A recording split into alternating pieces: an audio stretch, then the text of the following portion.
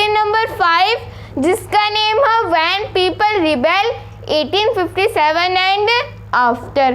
तो इसके अंदर आज हम बात करने वाले हैं द पीजेंट्स एंड सिपॉइज।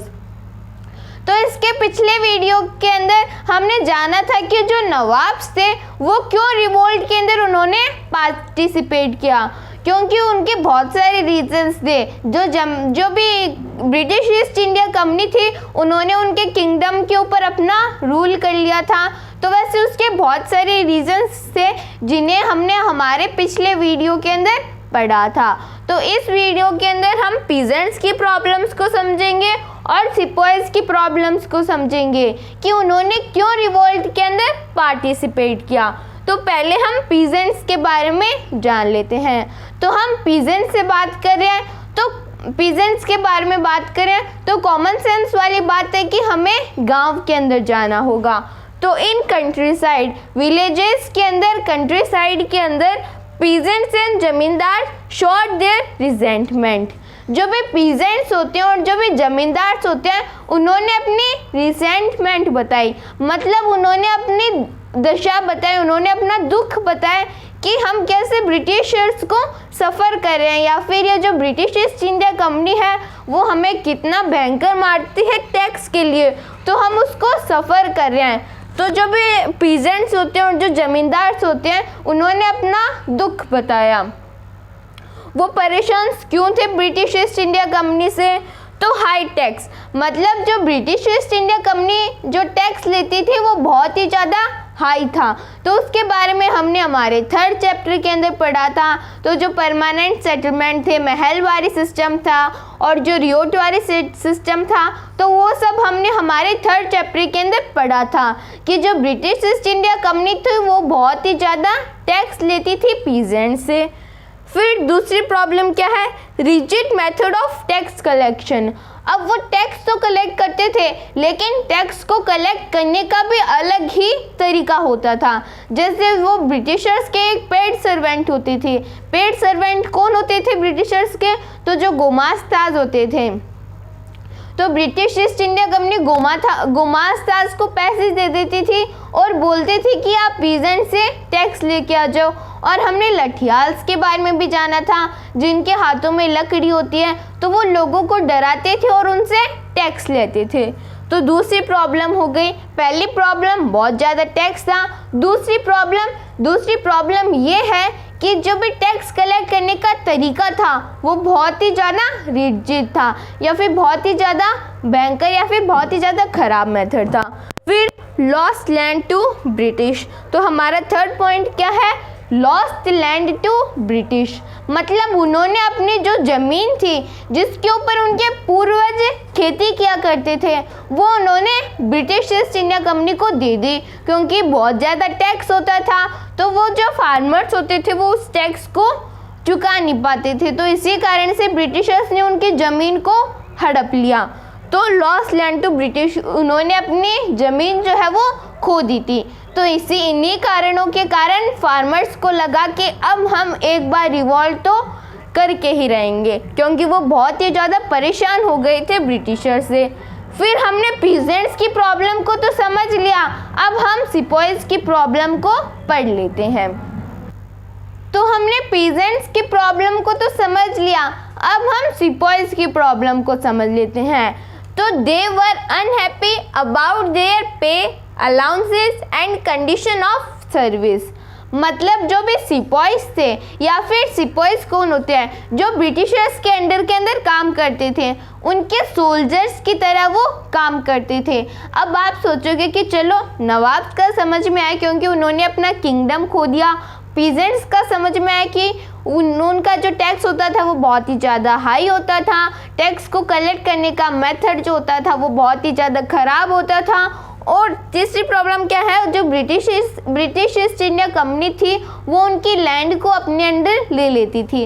लेकिन इन सिपॉइज को क्या प्रॉब्लम हुई? क्योंकि जो ब्रिटिश ईस्ट इंडिया कंपनी थी वो तो उनको अपने सोल्जर्स की तरह रख रही थी, उनको पैसे दे रही थी। तो इन सिपॉइज को क्या प्रॉब्लम हुई? तो इन सिपॉइज की प्रॉब्लम को अब हम समझते हैं। दे वर अनहैप्पी, वो नाखुश थे या फिर वो खुश नहीं थे। अबाउट देयर पे, उनको जो पैसे मिलते थे वो उनसे खुश नहीं थे, क्योंकि जो सोल्जर्स होते हैं वो कितनी मेहनत करते हैं, और जो ब्रिटिश ईस्ट इंडिया कंपनी होती थी वो इंडियन सोल्जर्स को बहुत ही कम रुपीस दिया करती थी, अलाउंसेस। और अगर मान लो British East India company Indian soldiers को कोई फैसिलिटी देती भी थी तो वो बहुत ही कम देती थी, या फिर बहुत ही ख़राब फैसिलिटीज़ वो दिया करती थी। एंड कंडीशन ऑफ सर्विस, तो ये जो कंडीशन ऑफ सर्विस है इसके बारे में हम अब पढ़ लेते हैं।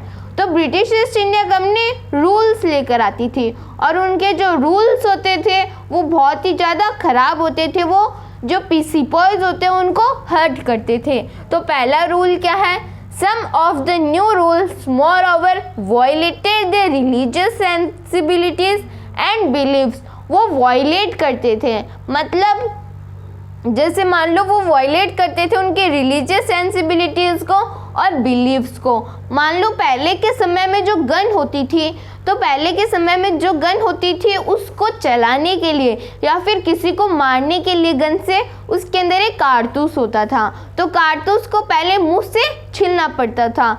अब की तरह अब इस समय के अंदर जो गन्स होती है उसकी तरह नहीं थी पहले की गन्स, तो जो कारतूस की डिब्बी होती थी उसको मुंह से छीलना पड़ता था।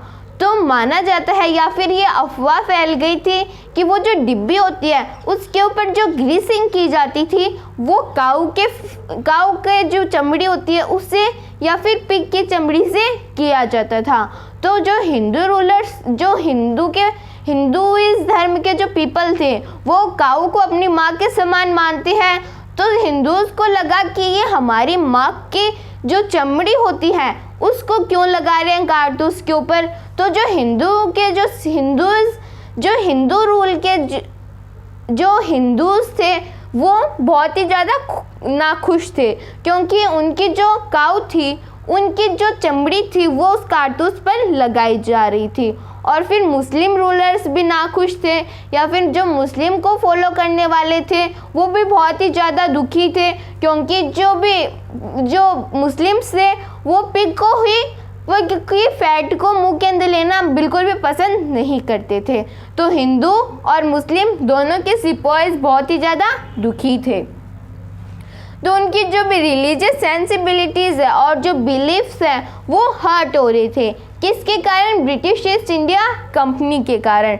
तो पहली प्रॉब्लम को समझ लिया हमने, और अब हम दूसरा रूल पढ़ लेते हैं। तो agreement to serve company in overseas expeditions if required and story. तो पहले हम एक स्टोरी जान लेते हैं। तो स्टोरी क्या है, 1824 के अंदर जो सोल्जर्स थे या फिर जो ब्रिटिश ईस्ट इंडिया कंपनी थी उसको बर्मा जाना था।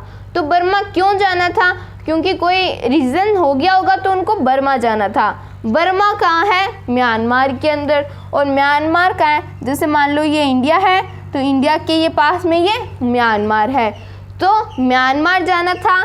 तो ब्रिटिशर्स ने सोचा कि हम ओवरसी म्यांमार चले जाते हैं, तो उन्होंने सोचा कि हम सी से म्यांमार चले जाएंगे। लेकिन जो हमारे यहाँ के रिलीजन के लोग थे वो ये मानते थे कि अगर कोई भी व्यक्ति सी को पार करके चला जाता है तो वो अपना जो भी रिलीजन है उसे खो देगा। तो लोगों ने सोचा कि अगर हम इस सी को पार कर देंगे तो हम अपना रिलीजन खो देंगे। तो उन्होंने ब्रिटिशर्स को बोला कि हम ओवरसी के जाने के बजाय हम इधर ये लैंड वाले पोर्शन पे चले जाते हैं। लेकिन ब्रिटिशर्स ने उनकी बात नहीं मानी, उन्होंने बोला कि आपको तो ओवरसी ही जाना पड़ेगा। तो बाद में जो सिपाहीज थे वो बहुत ही ज़्यादा गुस्सा हो गए। एग्रीमेंट टू सर्व कंपनी, उनको जो कंपनी थी उसके ऊपर बहुत ही ज़्यादा गुस्सा आया।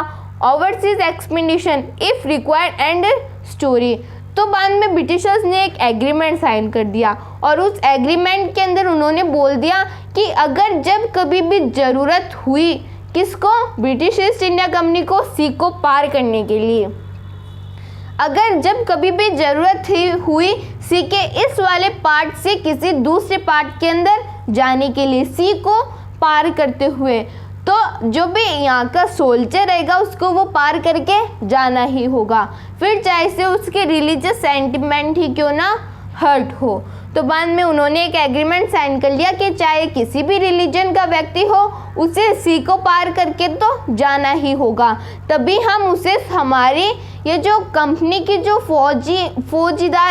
फौज है उसके अंदर ही उसको शामिल करेंगे। तो बाद में कंपनी ने ये आर्ग्यूमेंट दे दिया।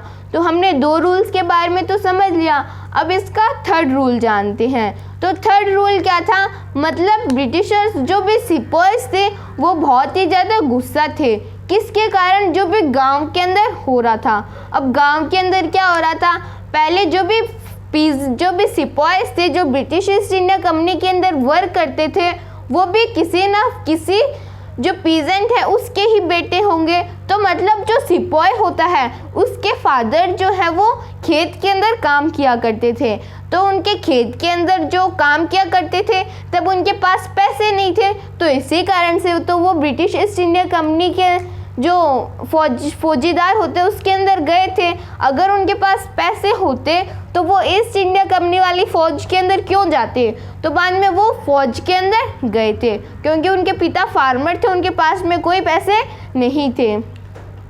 तो बाद में जब वो जो भी सिपाही होता है उसको ये खबर मिलती है, तो गांव के अंदर तो बहुत सारी प्रॉब्लम्स को फेस करे थे पीजेंट। क्या, बहुत ज़्यादा टैक्स था, तो किसी सिपाही को लगा कि मेरे जो फादर हैं उनको कितना टैक्स देना पड़ रहा होगा, वो उनसे टैक्स कैसे कलेक्ट करती थी ब्रिटिश ईस्ट इंडिया कंपनी, और उनके हमारी ज़मीन का क्या हुआ होगा। अगर किसी सिपाही को खबर मिले कि उसके जो भाई हैं उनकी ज़मीन को ब्रिटिश ईस्ट इंडिया कंपनी ने ले लिया है, तो बेचारे उस सिपाही को तो बुरा लगेगा ही। तो जो सिपाहीज थे उन्होंने सबसे इम्पोर्टेंट रोल को प्ले किया हमारे इस रिवॉल्ट के अंदर। तो हमने पीजेंट्स की और सिपाहीज की प्रॉब्लम को भी समझ लिया। तो एक बार फिर से स्नैप रिकैप करते हैं। पीजेंट्स और ज़मींदार की प्रॉब्लम तो ये थी कि टैक्स बहुत ज़्यादा था, टैक्स कलेक्ट करने का मेथड भी सही नहीं था, और तीसरी वो जो ब्रिटिश ईस्ट इंडिया कंपनी थी वो उनकी लैंड भी अपने अंडर के अंदर ले रही थी। और फार्मर और जो सिपाहीज होते हैं उनकी क्या प्रॉब्लम थी, तो सिपाहीज की प्रॉब्लम ये थी कि ब्रिटिश ईस्ट इंडिया कंपनी उनको पैसे बहुत कम दे रही थी, और अगर उनको कोई फैसिलिटी दे भी रही थी तो वो भी बहुत कम दे रही थी। और कंडीशन ऑफ सर्विस को अब हम जान लेते हैं। तो कंडीशन ऑफ सर्विस के अंदर क्या है, तो ब्रिटिश ईस्ट इंडिया कंपनी उनके रिलीजियस सेंटिमेंट्स को हर्ट करी थी, उनके बिलीव्स को हर्ट करी थी। तो जो कारतूस होता है या फिर जो कारतूस की डिब्बी होती है उसके चारों तरफ काऊ की और पिग के फैट की ग्रीसिंग की जाती थी। तो बाद में जो हिंदू के फौजी थे और जो मुस्लिम्स के सोल्जर्स थे उन्हें बहुत ही भयंकर गुस्सा आया, क्योंकि उनके जो माँ के समान मानी जाने वाली गाय है, उनकी जो फैट है उसकी जो ग्रीसिंग है वो की जाती थी। तो बाद में उन्हें बहुत बुरा लगा, वो बहुत ही ज़्यादा गुस्सा हो गए और एक एग्रीमेंट साइन किया गया कि जो भी सोल्जर्स ईस्ट इंडिया कंपनी के अंदर भर्ती होगा उसे जब कभी भी ज़रूरत पड़ी तब उसे सी को पार करके दूसरी जगह पर जाना ही होगा। और हमने थर्ड पॉइंट भी पढ़ा कि जो भी सिपाहीज काम कर रहे थे फौजी के रूप में ब्रिटिश ईस्ट इंडिया कंपनी के लिए, तो वो भी किसी न किसी पीजेंट्स के बेटे या फिर किसी के पिता ही होंगे। तो जब उन्हें ये खबर मिलती है कि जब भी उन्हें गांव के बारे में पता चलता है कि ये जो पीजेंट्स है वो किन किन चीज़ों को सफ़र कर रहे हैं, तो वो बहुत ही ज़्यादा गुस्सा हो जाते हैं और वो रिवॉल्ट के अंदर पार्टिसिपेट कर लेते हैं। तो हमने ये सब कुछ समझ लिया। If anybody have any type of doubt, any type of query, then please mention in the comments below. Thank you so much.